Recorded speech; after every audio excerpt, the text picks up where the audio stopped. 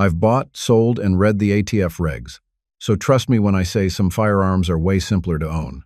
Stick around, and I'll name 7 that won't require NFA tax stamps or special registrations. What's up? This is Ted from Line 45.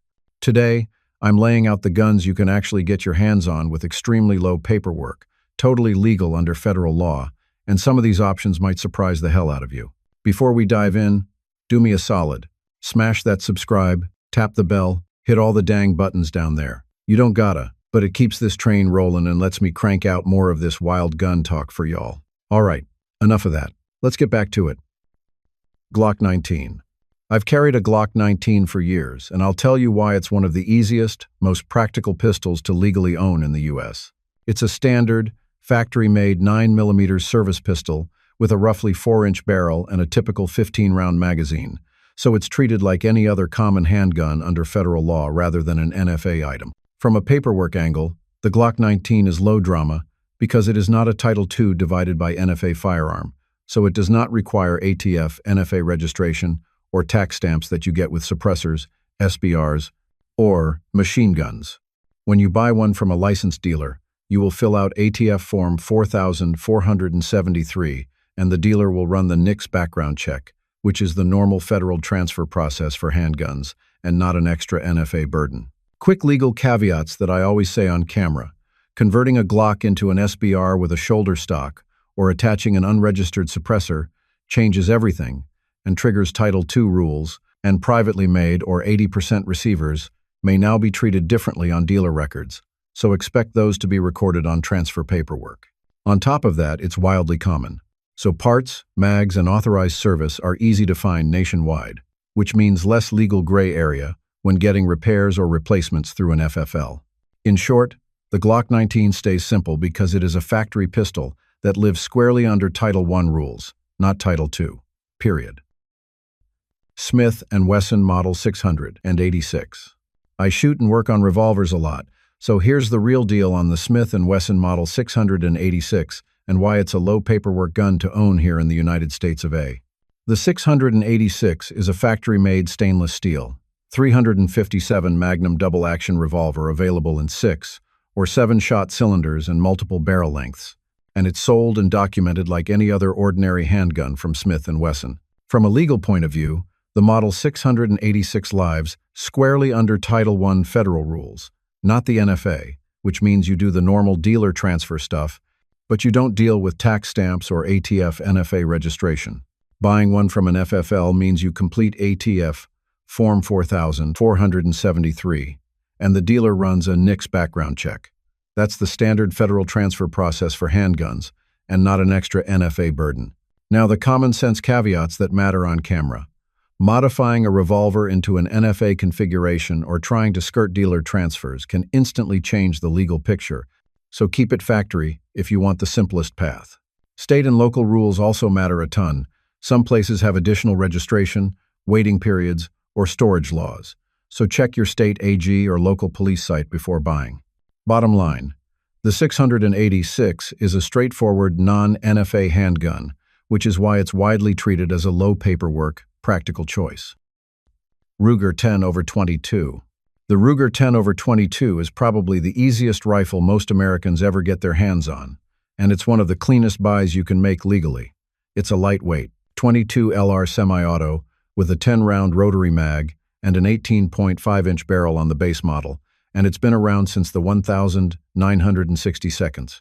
You can find it in everything from classic woodstock to tactical takedown versions, and it's loved because you can shoot all day for cheap with standard 22 LR. When it comes to paperwork, the 10/22 is simple because it's a Title I firearm, not something the ATF sticks under NFA rules. That means no tax stamps, no federal registration, no jumping through hoops like you would with a short-barreled rifle or suppressor. If you buy it at a gun shop, you'll fill out the usual Form 4473 and pass the NICS background check, and that's it. No cap, that's the full process in most states. Where folks get into trouble is when they try to chop the barrel down below 16 inches or mess with it in ways that make it into an NFA item. At that point, you've just created a short-barreled rifle, and the ATF will want their tax and registration. Keep it factory length, and it's a low-drama rifle to own. The bonus here is that the 10/22 has the biggest aftermarket of any rimfire out there, so finding parts, mags, or upgrades is effortless. That's why it's not just a great starter rifle, but also one of the lowest paperwork guns you can legally own in the United States. Mossberg 500.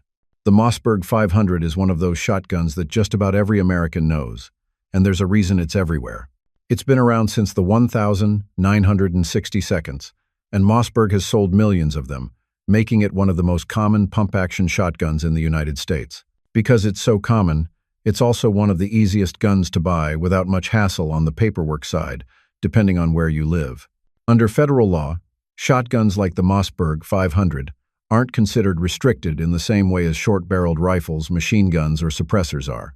That means if you're buying one through an FFL, it's just the standard 4,473 form and background check. Nothing exotic. But hey, in a lot of states, private sales of long guns don't require paperwork at all, which makes picking up a used Mossberg 500 about as simple as buying a lawnmower off your neighbor. The reason the 500 slips under the radar is that it's a plain Jane pump. It doesn't trip any red flags like pistol grips with detachable mags or folding stocks in states with assault weapon laws. Hell, Mossberg even designed it to be modular, so you can swap barrels, stocks, and forends without changing the gun's legal category. That keeps it in the low-drama, low-paperwork lane. Cops, hunters, home defense folks, and even the military all use them, so no one's batting an eye when you roll up with one. Another point is price. You can grab a Mossberg 500 new for under $400 in most shops, and used ones often go for way less. Because they're cheap, reliable, and legal just about everywhere, there's a steady second-hand market. That means you can find one in a private sale, cash deal, no forms in many states. And yeah, this is the very reason why it's really nice to get the Mossberg wherever you are here in the country. Benjamin Marauder. I run the Benjamin Marauder, and it feels like someone squeezed a precision hunting rifle into an airgun package. It's a pre-charged, pneumatic PCP rifle, offered in 177, 22, and 25, with a regulated option for shot-to-shot consistency, a 10-round auto-indexing magazine, a shrouded barrel, and integrated sound suppression so it shoots quietly for its power class. The Marauder can push pellets up toward the 800 to 1,000 feet per second range, depending on caliber and tune, which is plenty for small game and tidy backyard plinking when local law allows. Why it's low paperwork to own in the United States comes down to how federal law treats it. The ATF definition of firearm in Title 18 of the United States Code, Section 921 centers on weapons that expel a projectile by the action of an explosive. PCPs use compressed air, not explosives, so they generally fall outside federal firearm regulation and the whole Form 4473 or NICS background check flow that applies to guns. That means buying a Marauder from a shop usually looks like a normal retail purchase without federal paperwork, and private sales in many states carry no federal transfer formality either. That federal baseline is the big reason these are straightforward to buy. Now, don't get cute. State and local rules can change the game. A few cities and states have restrictions or outright classify certain airguns differently, and moderators or conversion parts can raise regulatory eyebrows, so always double-check local statutes before you buy or carry. Practically speaking, the Marauder's quietness, commercial availability, and non-firearm federal status make it one of the lowest paperwork ways to get high-performance pellet power, but responsible storage, local compliance, and safe handling are on you. CVA Scout. The CVA Scout is basically the definition of keep it simple. It's a single-shot break-action rifle, not some tricked-out AR with a dozen features that set off alarm bells in state law. You've got versions chambered in everything from .243 up to .450 Bushmaster, even a .350 Legend that's legal for deer hunting in straight-wall states. It's accurate, light, and doesn't need a mag or a complex action to keep running. That simplicity is what makes it fly under the radar. Now here's where the paperwork side comes in. At the federal level, the Scout is just a plain hunting rifle. You're not dealing with NFA rules, no short barrels, no full auto, nothing exotic. You buy it through an FFL, fill out the 4,473, get the NICS check, and that's it. Where it feels low paperwork is how long guns are treated in a lot of states. In most of the country, private sales of rifles don't require any forms or background checks. So if your buddy sells you his Scout at a gun show or over a tailgate, in many states that's legal cash and carry. The other reason the Scout doesn't draw heat is that it's not tactical looking. Politicians don't get riled up over a break-action deer rifle. Hunters love them because they're cheap, reliable, and accurate. And in the resale market, they move easily. That's why, if you're talking about low-drama, low-paperwork rifles, the CVA Scout deserves a mention. Pre-1899 Colt Single-Action Army Revolver. When we're talking about low-paperwork guns in America, it's a crime not to mention the legit pre-1899 Colt Single-Action Army. I've held one in my hands, and it feels like holding history. Here's the crazy part. The ATF doesn't even consider it a firearm under federal law. Anything manufactured in or before 1898 is legally an antique. That means no 4,473 form, no background check, no federal hoops to jump through. You can buy one at a gun show, an auction, or even online.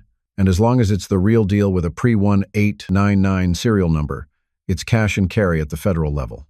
That's wild when you think about it, because it's still a fully functioning six-shooter chambered in calibers like .45 Colt. The trick is knowing what you're looking at. Colt made single-action armies well past 1,899, so you've got to check those serial numbers. Anything after 1898 is treated like a modern handgun and requires the usual paperwork. And don't get caught thinking a reproduction counts.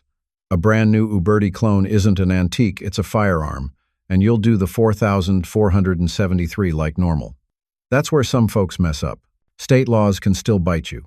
Places like New Jersey and New York regulate antiques tighter than federal law, so you can't just walk in and expect a free pass everywhere. But in most of the U.S., a pre-1899 Colt single-action army is about as paperwork-free as it gets. You're literally buying a piece of the Old West, and the law treats it more like a museum piece than a modern gun. That's why collectors love them, and why they're one of the smoothest low-paperwork buys you can make in the States.